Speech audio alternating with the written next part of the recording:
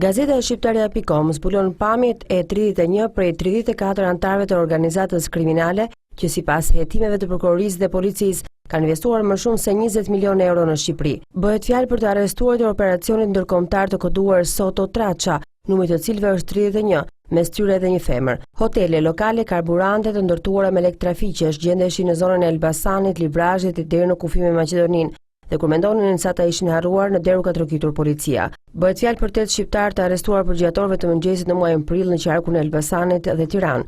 Policia e shtetit dhe prokuroria e krimeve të rënda njoftuan më 10 prill se në pranga kanë rënë Sokol Tafani, Festim Hoxha, Rezar Tirana, Ilger Dallko, Brunil Tiramaj, Altin Poda dhe Vledar Shabani. Numri total i të arrestuarve është 34, nga të cilët 10 në Itali, nga një në Belgjik, Francë, Holand dhe 3 në Zvicër. Nga të dhënat dhe hetimet të kryera të arrestuarit nuk kanë asnjë precedent në Shqipëri.